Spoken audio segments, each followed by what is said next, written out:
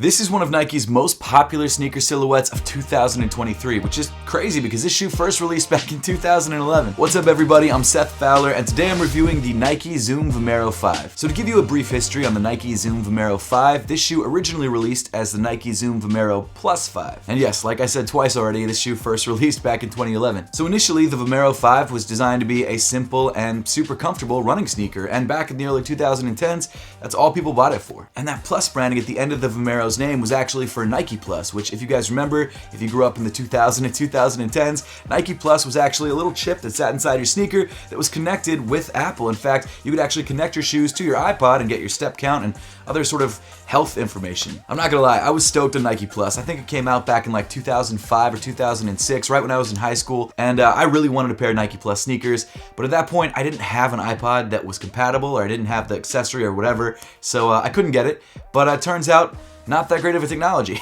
So I guess I didn't really miss out, but I also didn't have an N64 growing up either, and I've bought 4 of them being an adult, so obviously I have some sort of nostalgia problem. I literally do. Off camera, I've got this whole like retro gaming setup. It's a problem. I've spent way too much money on it. But as you would expect from just another Nike running sneaker, the Vomero 5 slowly faded into obscurity as newer Vomeros came out. In fact, now in 2023, we're actually on the Vomero 16. But even though this shoe had faded into relative obscurity over the years, back in 2018, a brand called A Cold Wall saw this silhouette, or maybe remembered this silhouette, and asked Nike to collaborate on it. And it totally makes sense why they were so intrigued by this sneaker, because it's a pretty wild looking running sneaker. I mean, it definitely fits that sort of retro running aesthetic that's so popular right now. And even though that A Cold Wall collaboration didn't hit the same heights of popularity that other sneaker collaborations in 2018 did, it did serve to revive the Vomero 5 silhouette. In fact, so much so that in 2019, Nike decided to re-release or release some new colorways of the Nike Zoom Vomero 5, even though this was a running sneaker from 8 years earlier. And while those 2019 releases did see some relative popularity,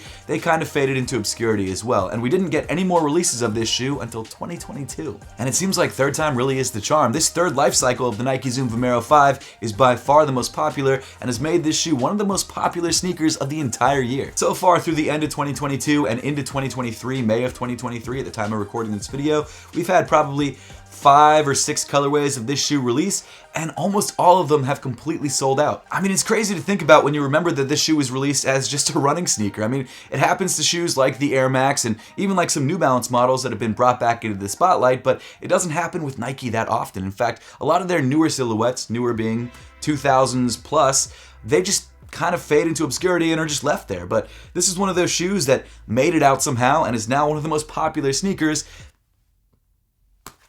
Try to do the math really quick and I couldn't. 12 years later, that's 12. It's 12 years. And what's even more interesting about this third life cycle of the Nike Zoom Vomero 5 is that this shoe is no longer purchased to be a running sneaker. It's primarily worn as a lifestyle shoe, which I guess does tend to happen with sneakers that come back after a decade. You've got Jordan shoes from 30 plus years ago. You've got the Air Maxes from almost 40 years ago. All of those shoes are only really worn as lifestyle sneakers now, even though they were originally intended to be running sneakers or basketball sneakers. So it makes sense, I guess, that this shoe is back, but it's got such a unique aesthetic that it's surprising that so many people love this shoe. But hey, before we get any farther into the Nike Zoom Vomero 5, if you would like to grab a pair of these for yourself, you can actually pick up a pair right now through the links in the description below or through Takeout NY, which is where I grabbed my pair. In fact, Takeout NY, which is a sneaker boutique in New York City, is the only brick and mortar store currently that you can grab Apothecary socks. And if you guys didn't know, Apothecary is a sock brand that I co-founded a couple years back. We have a bunch of great socks available on our website, apothecary.com, and some limited collections, which you guys might notice in the on-foot portions of this video,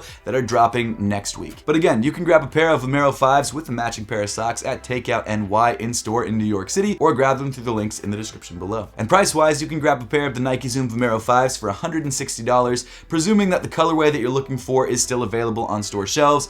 If it's not, you're gonna have to pay resale, which can be a little bit more expensive than it probably should be for an old running sneaker. And actually, if you do want to grab a pair of these for resale, I've made sure to leave links to do that through the YouTube shopping tab on your screen. You know what else? While we're talking about the sneaker, let's talk about the box that it comes in. Standard Nike box. If you're buying a pair of these, you're gonna get one of those if you like them. Doesn't really matter. I just usually talk about the box whenever I talk about a shoe, and that is a boring box, so I don't really need to talk about it that much. But getting into the materials that make up this Varsity Maize colorway of the Nike Zoom Vomero 5, don't worry if you don't like this yellow colorway. There's tons of other colorways available. I think the most popular colorway is the gray colorway. There's also a brown colorway, and I think a blue colorway literally just dropped like yesterday or the day before, so there's a lot of different options. Again though, most of them are sold out, so if you want to grab a pair of them, you might have to grab a pair for resale. But getting back to the shoe, around the toe of the sneaker, you've got the synthetic leather mudguard, which features some reflective hits because, once again, this was a running sneaker. Moving up from there, you've got some mesh and some suede making up the toe of the sneaker, and just above that on the eye stays of the shoe, you've got some more of that synthetic leather. Weaving through the eyelets, you've got these flat white laces, which do seem to feature some reflective details. I assume the lace color changes based on the colorway that you're grabbing, but this is the only colorway that I have, so this is the only one that I know for sure. And then, of course, underneath the laces, you've got more of that mesh on the tongue, and at the top of the tongue, you've got the Nike Vomero 5 tag in white and yellow. Moving inside the shoe, at least on this colorway, you've got this bright yellow mesh sock liner, which is really nicely padded around the heel. And then rounding off the inside of the shoe, you've got this pretty thick foam midsole, which is also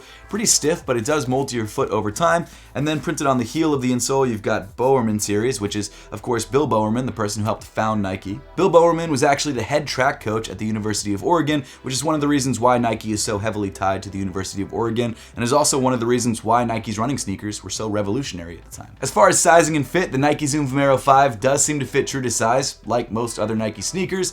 But of course, if you have a chance to try the shoe on first before you buy it, I definitely recommend doing that to make sure that you're not dropping $160 on a pair of shoes that doesn't fit, which is the worst. You could probably return them, but still, it's a hassle. I'm not gonna lie though, that Apothecary Was Here collection that's on foot in this video is very, very clean, and you could grab a pair this Friday on apothecary.com. Continuing back in the shoe, you've got this reflective Nike swoosh smack dab in the middle of the sneaker on the midfoot, and then just beneath that, you've got this TPU midfoot cage. Then moving even farther back in the shoe towards the heel, you've got some more mesh around the top of the ankle, you've got some more synthetic leather with another reflective detail, and then towards the bottom of the heel, you've got this really stiff, hard plastic heel counter, which does have some breathability because it's got some holes through it, which also offers a very unique style to the heel of the sneaker, which I definitely like. And of course, the main reason that it's there is to provide some heel lockdown. Then moving down on the sneaker, you get to one of the reasons why this shoe is so incredibly comfortable for all day wear, and that's the Cushlon midsole that features an encapsulated Zoom Air unit. In my opinion, this shoe is like the perfect amount of softness under feet. I know I talk about max cushion shoes all the time, like the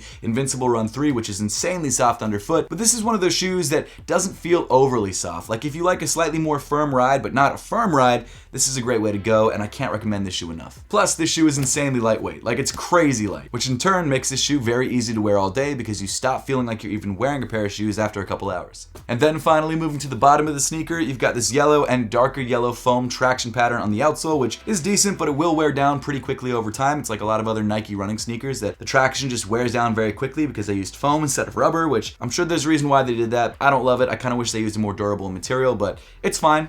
It's similar to like an Air Max 1 or a Presto or something like that. If you know those shoes, you know the outsole, it's the same deal. So overall, is the Nike Zoom Vomero 5 worth the $160 price point in 2023?